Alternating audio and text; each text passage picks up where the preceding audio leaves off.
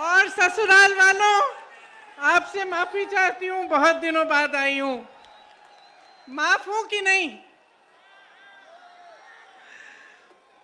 आपके शहर ने मेरे परिवार को संरक्षण दिया, उनको खड़ा किया। बंटवारे के बाद मेरे ससुर जी के पिता अपने परिवार को लेकर मुरादाबाद आए। यहीं से उन्होंने अपना कारोबार शुरू किया।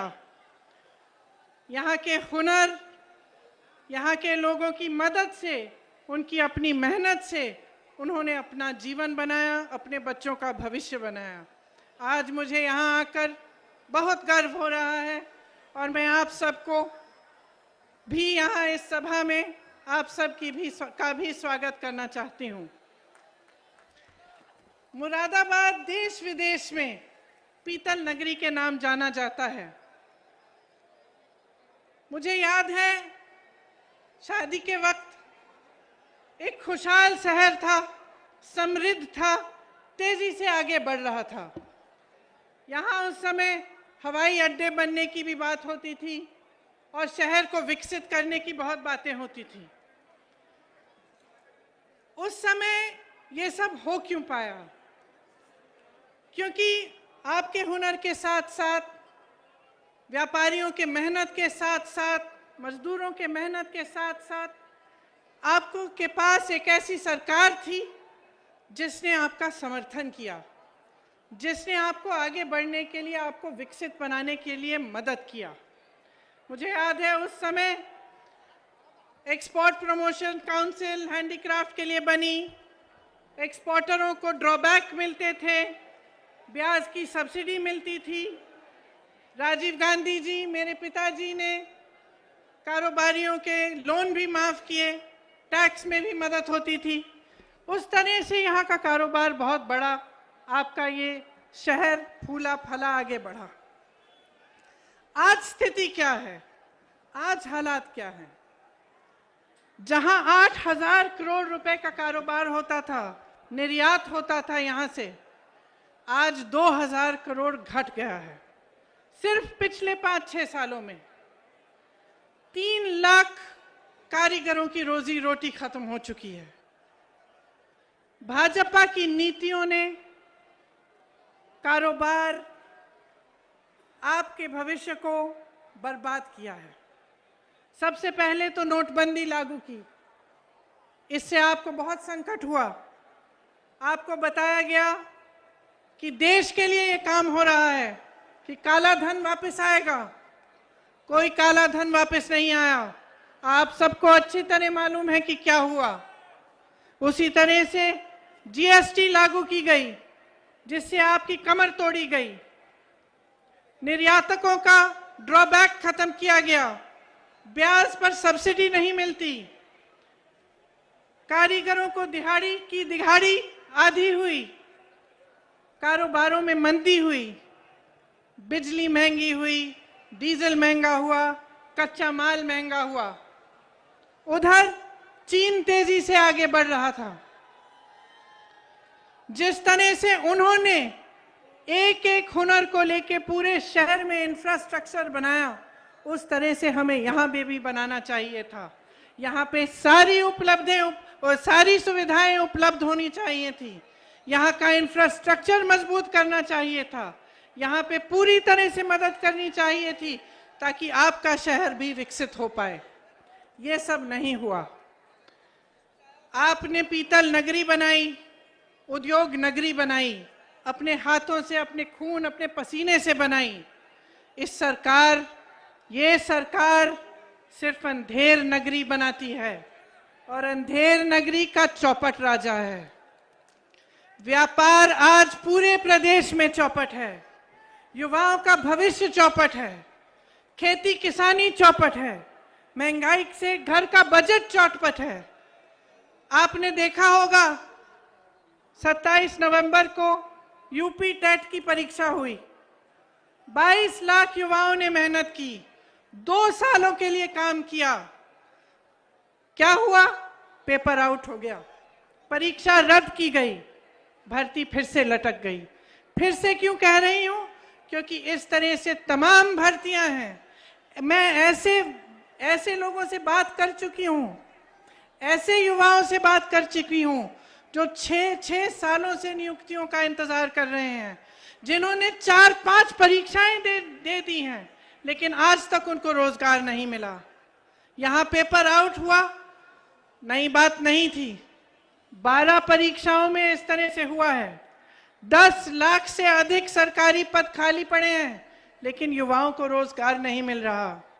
योगी आदित्यनाथ जी बयान देते हैं कि उत्तर प्रदेश में नौकरियां बहुत हैं, नौकरी योग्य युवा कम है। अब आप बताइए, जहां जहां मैं जाती हूं मुझे ऐसे युवा मिलते हैं जिन्होंने बीए पास की है, किसी ने आईटीआई पास किया है, किसी को एमए भी हुआ है, और मुश्किल से संघर्ष करके। मैं एक वाल्मीकि कॉलोनी में गई लखनऊ में, वहां मैं एक महिला से मिली। उसने मुझे कहा कि मैं संघर्ष करके, घरों में काम कर करके 4-5 हजार रुपए का वेतन लेके मैंने अपनी बेटी को पढ़ाया। मेरी बेटी बीए कर चुकी है, आईटीआई पास है, आज तक दर दर भटक रही है, उसको नौकरी नहीं मिली। अगले घर में गई, वही समस्या, अगले घर में गई, वही समस्या। मैं कम से कम 10 परिवारों से मिली उसी एक कॉलोनी में, सब ने मेहनत से अपने बच्चों को पढ़ाया। नौजवान मेरे सामने आए, उन्होंने सबने कहा कि हम दीदी हमने पढ़ाई की है, कहीं पे रोजगार नहीं मिलता। और योगी जी इस तरह के बयान देते हैं। ये सब क्यों हो रहा है? मैं आपको एक छोटी सी बात बताती हूँ। बघेल जी यहाँ उपस्थित हैं। 2 दिन पहले बघेल जी बता रहे थे कि उत्तर प्रदेश के कुछ व्यापारियों से, उद्योगपतियों से उनकी चर्चा चल रही थी। तो उन उद्योगपतियों ने बताया कि एक पोर्टल की जरूरत थी, जिसके लिए वह मुख्यमंत्री जी से मिलना चाह रहे थे, लेकिन पिछले 4 सालों से उनको मिलने का मौका नहीं मिला। तो बघेल जी से मैं बात कर रही थी कि ऐसा कैसे हो सकता है कि 4 सालों से कोई अपनी समस्या को लेकर भटक रहा है। उद्योगपति हैं, व्यापारी हैं, प्रदेश को आगे बढ़ाने वाले लोग हैं, कैसे हो सकता है कि मुख्यमंत्री जी इनके लिए समय नहीं बना रहे हैं? तो बघेल जी ने मुझे एक बात कही जो मेरे मन में रही। उन्होंने कहा, देखिए दीदी, हमारे प्रदेश में जाति और धर्म पर आधारित राजनीति कम होती है और विकास पर आधारित राजनीति होती है। उत्तर प्रदेश में सांप्रदायिकता पर आधारित राजनीति और जातिवाद पर आधारित राजनीति इतनी भयानक है कि मुख्यमंत्री भी जानता है कि लोगों की समस्याओं का हल करने के बजाय चुनाव के समय आएगा, धर्म की बात करेगा, जाति की बात करेगा, चुनाव जीत के निकल जाएंगे और उनको कोई जवाबदेही ही नहीं रहेगी। तो ये बात मेरे मन में बहुत गहराई से, मैंने इस बारे में सोचा। ये बात सही है। जब तक पब्लिक जवाबदेही नहीं मांगेगी अपनी नेताओं से, तब तक ये सिलसिला चलता रहेगा।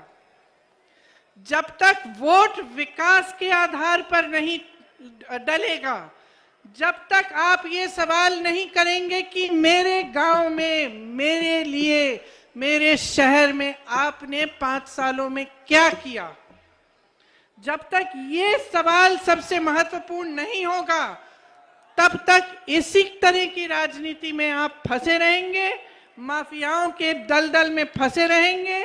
मुझे आश्चर्य हुआ, मैं जब यूपी आई, जमीन की माफिया, नदी की माफिया, बालू की माफिया, पढ़ाई की माफिया, इम्तिहानों की माफिया, जहां देखो माफिया ही माफिया। मुझे तो आश्चर्य है कि सांस पे कोई माफिया नहीं है कि आप सांस ले रहे हैं और आपसे हफ्ता लिया जाए। ये हालात है आपके प्रदेश के। ये हालात आप बदलोगे कैसे? मुझे बहुत बड़ी शिकायत है आपसे। जब तक आप इस तरह की राजनीति के घेरे में फंसे रहेंगे, तब तक कोई बदलाव नहीं आने वाला है। नेता के बाद नेता यहां मंच पर खड़े होकर फिजूल की बातें करेगा, आपको तरह तरह के वचन देगा, लेकिन उसको दिल में मालूम होगा कि उसकी कोई जवाबदेही नहीं है। इसीलिए सबसे बड़ी जिम्मेदारी आपकी है। आप नेताओं को जिम्मेदार बनाओ, सिखाओ उनको कि ऐसा नहीं चलेगा। मंच पर आकर खोखले वचन बनाए, 5 सालों के लिए आप कुछ नहीं करें, ये नहीं चलेगा। इसीलिए कांग्रेस पार्टी इस चुनाव को सिर्फ और सिर्फ विकास के आधार पर लड़ना चाहती है। हमने प्रतिज्ञाएं ली हैं। क्या प्रतिज्ञा ली है? कि हम 20 लाख रोजगार दिलवाएंगे, हर जिले में हम उद्योगों के हब लगवाएंगे। ये प्रतिज्ञा इसलिए है क्योंकि खोखला वचन नहीं है। आपको मुख्यमंत्री जी ने कहा कि किस तरह से उन्होंने वचन दिया और 2 घंटे के अंदर अंदर कर्ज माफ किए। उन्होंने आपको बताया कि किस तरह से छत्तीसगढ़ में आज कांग्रेस की सरकार 2500 रुपए क्विंटल धान खरीद रही है। तो ये कोई कल्पना नहीं है, ये सच्चाई है। अगर हम कह रहे हैं, हम करके भी दिखाएंगे।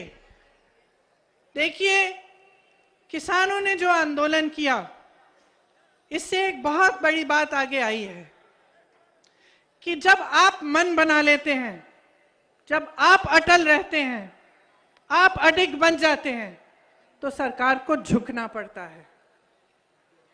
सरकारों ने, किसानों ने त्याग दिया। 700 से अधिक किसान शहीद हुए। उन 700 शहीदों के लिए प्रधानमंत्री जी 2 मिनट के लिए भी संसद में मौन नहीं रहे। 2 मिनट का मौन नहीं किया, संसद में चर्चा भी नहीं की उन कानूनों पर, जिन कानूनों को रद्द करने जा रहे थे। लखीमपुर के खेरी में नरसिंहार हुआ। किसानों को अपनी जीप के पहियों के तले एक मंत्री के बेटे ने कुचल कर मार डाला। प्रधानमंत्री जी ने एक लफ्ज नहीं कहा, योगी आदित्यनाथ जी ने एक लफ्ज नहीं कहा, बल्कि कुछ दिनों पहले लखनऊ आए, उनके साथ मंच पर वही मंत्री खड़े थे, आज भी मंत्री हैं, उनको बर्खास्त क्यों नहीं किया? अगर उन्होंने उन परिवारों से बात करने की कष्ट की होती जिनके बच्चे शहीद हुए, उन विधवाओं से जिनके पति शहीद हुए, तो उनको पता चलता कि वो परिवार क्या महसूस कर रहे हैं, किस संकट से गुजर रहे हैं। और उनकी एक ही गुहार है कि जब तक ये मंत्री पद पर रहेंगे, तब तक हमें न्याय नहीं मिलेगा, हमें सिर्फ न्याय चाहिए। मैं ऐसे परिवारों के पास गई हूं जिनके पास कुछ नहीं है। वो कहते मुआवजा नहीं चाहिए, मुझे पैसे नहीं चाहिए दीदी, न्याय चाहिए, अपने बेटे के लिए न्याय चाहिए। इसीलिए मैं कहना चाहती हूं कि जो सबसे बड़ी बात किसान आंदोलन से ये निकली है कि शक्ति आपके हाथों में है, इस शक्ति को पहचानिए। इन 3 काले कानूनों के अलावा किसानों की बहुत बड़ी बड़ी समस्याएं हैं जिनको सरकार बार बार नकार रही है। आप ही को मालूम है कि गन्ना का कितना आपको भुगतान मिला, अभी भी 4000 करोड़ का भुगतान बचा है। नरेंद्र मोदी जी का एक हवाई जहाज जो उन्होंने पिछले साल खरीदा, कोरोना के समय खरीदा, 8000 करोड़ का है। एक हवाई जहाज जिसमें सिर्फ नरेंद्र मोदी जी बैठ के घूमते हैं, 8000 करोड़ का है। आपका पूरा गन्ना का भुगतान 4000 करोड़ का है। संसद के सुंदरीकरण में, जो अच्छा खासा संसद है, 70 सालों से चला आ रहा है, एक ऐतिहासिक इमारत है, उसके सुंदरीकरण करने के लिए ये लोग 20,000 करोड़ खर्च सकते हैं। आपके लिए कुछ नहीं दे सकते। आपके कर्ज माफ करने की बात होती है तो चुप हो जाते हैं, कहते हैं कि पैसा नहीं है। आज खाद की लाइनों में किसान अपना दम तोड़ रहे हैं। मैं ललितपुर के 4 परिवारों से मिलने गई। 2 किसानों ने खाद की लाइन में खड़े होते हुए दम तोड़ा, और 2 ऐसे किसान थे जो इतने समय के लिए खाद की लाइन में खड़े रहे और खाद खत्म हो गई, मायूस होकर घर आए, आत्महत्या कर ली। उनकी छोटी छोटी सी बच्चियों ने मेरे से बात की कि दीदी हम क्या करेंगे। डीजल का दाम आसमान छू रहा है। आपको एमएसपी के कम दाम में आपसे धान और गेहूं खरीदा जा रहा है। हमारी ये प्रतिज्ञा है कि छत्तीसगढ़ की तरह यहां पर भी 2500 रुपए में धान खरीदा जाएगा, यहां पर भी गेहूं 400 रुपए क्विंटल में खरीदा जाएगा। माफ करिए, गन्ना 2500 में गेहूं और धान और 400 में गन्ना। किसानों के लिए हमने तय किया है कि आपका पूरा कर्जा हम माफ कराएंगे। देखिए, महंगाई बहुत ज्यादा है। मैं जानती हूं कि आप कितना तड़प रहे हैं महंगाई की वजह से।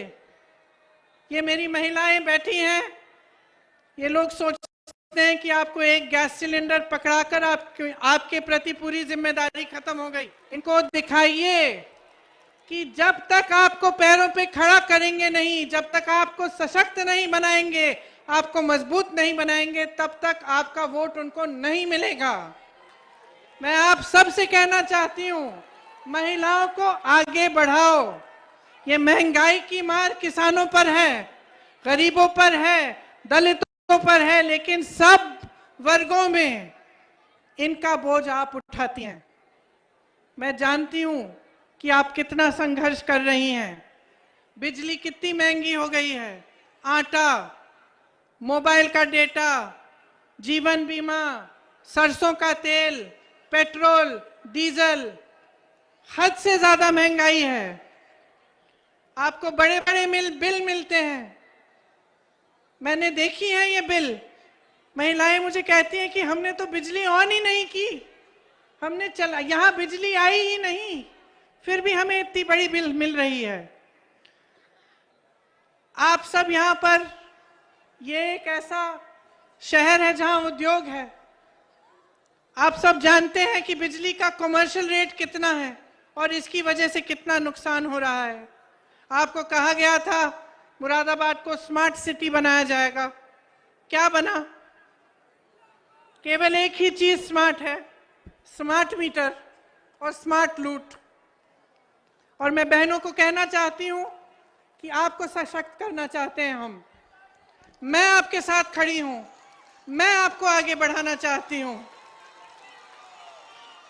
40%, मैं कह रही हूं कि 40% टिकट महिलाओं को मिलने चाहिए। क्यों कह रही हूं? मैं अपनी बहनों के घर जाती हूं, यहां पर बलात्कार होते हैं, महिलाओं का शोषण होता है, महिलाओं को कुचला जा रहा है और कोई कुछ नहीं कह रहा है, कोई आवाज नहीं उठा रहा है, कोई आपको आगे बढ़ाने की बात नहीं कर रहा है। सब विज्ञापनों में है, सब सिर्फ विज्ञापनों में है। असली सवाल यह है कि आपकी भागीदारी राजनीति में क्या है? आपके लिए लड़ने वाली महिला कैसे आगे बढ़ेगी? तो 40% आप जब टिकट लेंगे कांग्रेस से, ठीक है, हो सकता है पहली बार थोड़ी आप में से कुछ हो जो जीते, हो सकता है कि कुछ ना जीते, कोई बात नहीं, सशक्त बनेंगी, अगली बार जीतेंगी, अगली बार फिर से मौका मिलेगा और ज्यादा मौका मिलेगा। यहां नौजवान लड़कियां हैं, आप सहना नहीं चाहती, सच बताओ, सहना चाहती हो कि लड़ना चाहती हो? अपने हकों के लिए लड़ना चाहती हो या अत्याचार सहना चाहती हो? लड़ना चाहती हो ना? ये स्कूटी किसके लिए है? स्मार्टफोन किसके लिए है? आपको मिलेगा। आप महिलाओं को सशक्त बनाओ। ये जितनी भी राजनीति है, ये जितनी भी जातिवाद पर आधारित ये सांप्रदायिक राजनीति, सब खत्म हो जाएगी आप खड़ी हो जाएंगी तो। आपकी शक्ति को कोई पहचान नहीं रहा है। 50% आबादी है। 50% बहुत बड़ा आंकड़ा होता है। सशक्त बनो, अपने हक के लिए खुद लड़ो। कोई नहीं आएगा तुम्हारे लिए लड़ने के लिए, तुम खुद लड़ोगी और मैं तुम्हारे साथ खड़ी हूं। जोर से बोलो, लड़की हूं, लड़की हूं। शाबाश, लड़की हूं, शाबाश। देखिए, किसानों के लिए हमने तय किया है कि हम कर्जा माफ करेंगे और सबके लिए तय किया है कि बिजली बिल हाफ होगी। कोरोना काल का बकाया खास तौर से जो छोटे दुकानदार, छोटे व्यापारियों ने दिया, वो साफ किया जाएगा। कोरोना में आपने बहुत संकट झेला, सरकार आपके प्रति आक्रामक बन गई। आपने ऑक्सीजन मांगा तो सरकार आपके पीछे पड़ गई, आपकी मदद नहीं हुई। आपको ये दौर अच्छी तरह से याद होगा। उद्योग, एक्सपोर्ट, ठेले कुमचे वाले, सबका व्यापार कम हुआ, काफी लोगों का व्यापार बंद भी हुआ। उन्हें हम फिर से मदद करना चाहते हैं कि दोबारा अपने पैरों पे खड़े हों। इसीलिए सबसे गरीब परिवार, जिन्होंने सबसे ज्यादा संकट, जिनको सबसे ज्यादा संकट पहुंचा कोरोना से, उनको हम 25,000 रुपए देना चाहते हैं। देखिए, अगर हमारी सरकार आएगी, अगर हमारी सरकार आएगी तो चाहे कोई भी बीमारी हो, 10 लाख रुपए का इलाज सरकार मुफ्त में कराएगी।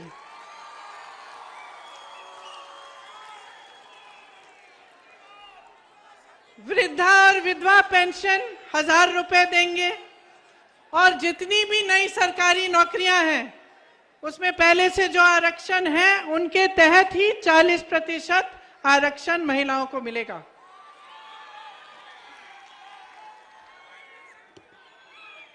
सुनिए,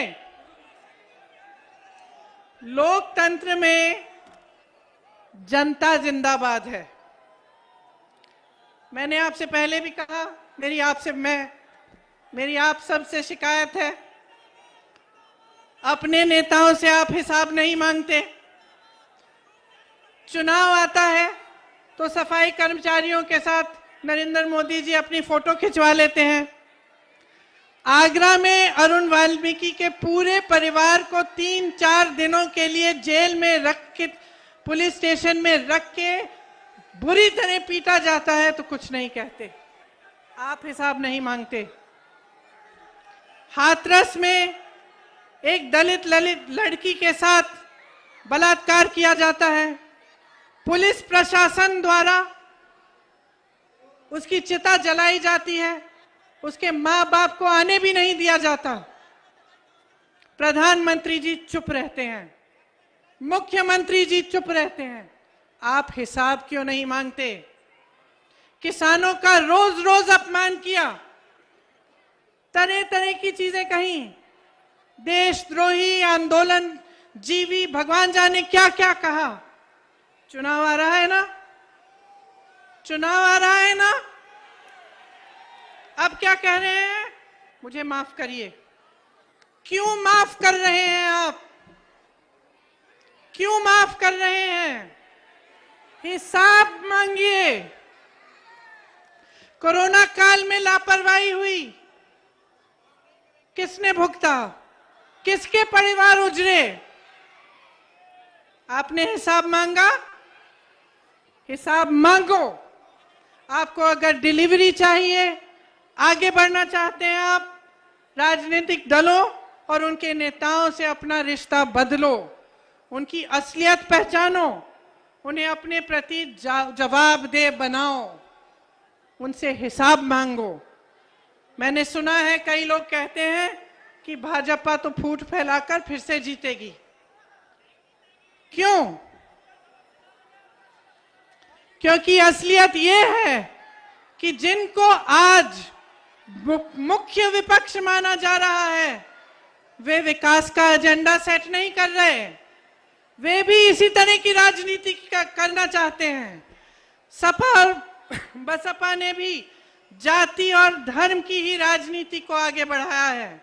सपा सरकार में जातिवाद और गुंडाई, और बसपा में आपने लूट देखा है।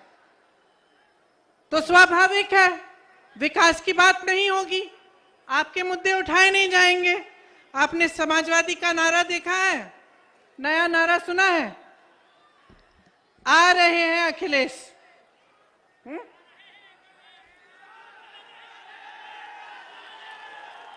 मैं पूछना चाहती हूं, सीए और एनआरसी के कानून बने, मैंने अपनी आंखों से देखा। मैं बिजनौर गई, बिजनौर में एक 19 साल का लड़का अनस दूध बेचता था, उसकी निर्मम हत्या की गई। दूसरे घर में गई, एक लड़का सुलेमान मस्जिद के बाहर खड़ा था, पुलिस ने गोली मारी, उसकी हत्या कर ली, कोई कार्रवाई नहीं हुई। मैं पूछना चाहती हूं, क्या अखिलेश जी आए? उम्भा में नरसंहार हुआ, 13 आदिवासियों की मौत हुई, उनको पीटा गया लाठियों से, उनको गोली मारी गई।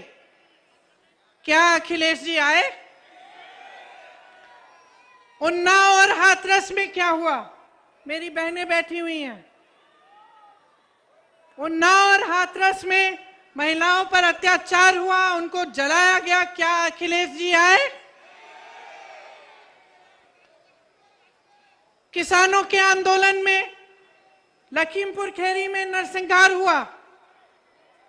जैसे मैंने कहा, आप सब ने देखा वो वीडियो, जीप के नीचे किसानों को कुचला गया। क्या अखिलेश जी आए? तो अब चुनाव के समय क्यों आ रहे हैं?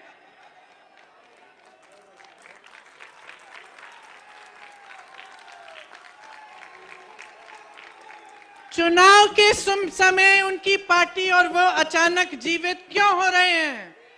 पिछले 5 सालों से कहां थे जब कांग्रेस सड़कों पर लड़ रही थी, जब कांग्रेस के 18,500 से ज्यादा कार्यकर्ता जेल में बैठे थे, जब हमारे अध्यक्ष 28 दिन के लिए कोरोना के समय जेल में थे, तब समाजवादी के नेता कहां थे? तब समाजवादी के कार्यकर्ता कहां थे? तब अखिलेश जी कहां थे? उस समय अखिलेश जी क्यों नहीं आए?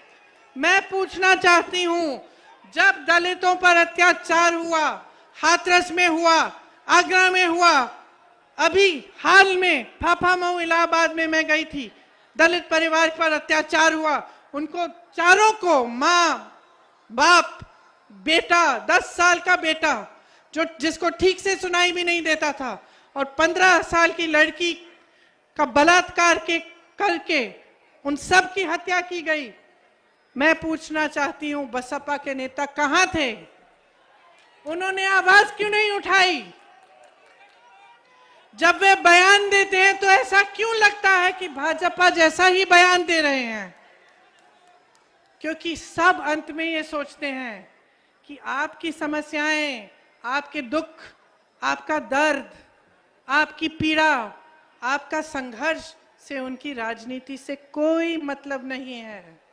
सब सोचते हैं कि वे सांप्रदायिकता के आधार पर, जाति के आधार पर आपसे वोट मांगने आएंगे। आप देखेंगे कि आपके प्रतिनिधि हैं, आप सोचेंगे आपकी जाति के या आपके धर्म के, आपसे वोट मिल जाएगा और उनको कोई काम करने की जरूरत नहीं है।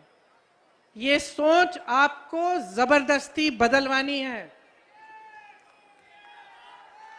आपका संघर्ष है जिसने इस देश को बनाया है। किसानों की शहादत ने इस देश को बनाया है। हमें आजादी किसानों ने दिलवाई, आपके पूर्वजों ने दिलवाई। जितने भी बड़े नेता आजादी के समय आंदोलन में थे, सब आप ही में से आए।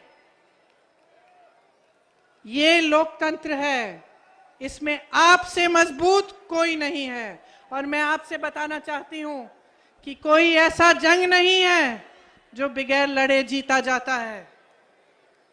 तो ये सब जो कह रहे हैं कि जीतने वाले हैं, जब लड़ ही नहीं रहे हैं तो जीतेंगे कैसे? ये सब सिर्फ सोच रहे हैं कि अपना टाइम आएगा, हम राज करेंगे, हम लूटेंगे, 5 साल बाद आकर हम फिजूल के मुद्दे उठाएंगे और हम फिर से राज करेंगे। इस सोच को बदलिए। टाइम आपका है, समझदार आप हो, विवेक आप में है।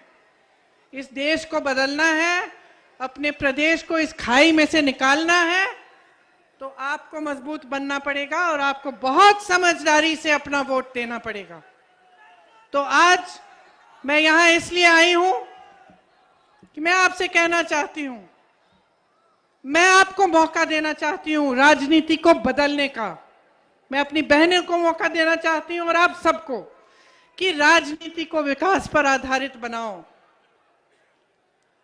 अपने नेताओं को जिम्मेदार बनाओ। ये देश आपका है, किसी की जागीर नहीं है। कोई कितना भी बड़ा नेता हो, उसकी जागीर नहीं है। ये देश आपका है। अपने घर को संभालो, अपने परिवार को संभालो, अपने देश को संभालो, उसको सुरक्षित रखो, उसको मजबूत करने के लिए सही निर्णय लो। सही निर्णय यही है कि विकास होना चाहिए, चुनाव के समय विकास की बात होनी चाहिए। मैं आप सबको बहुत धन्यवाद देना चाहती हूँ। बारिश हो रही है और कष्ट नहीं दूंगी। आप सबको बहुत बहुत धन्यवाद देती हूँ कि आपने मेरा इंतजार किया, और अगली बार अपने पति को भी यहाँ लेकर आऊंगी, अपने ससुराल, आप सबसे मिलवाऊंगी। आपको बहुत बहुत धन्यवाद। जय हिंद, जय हिंद, जय हिंद।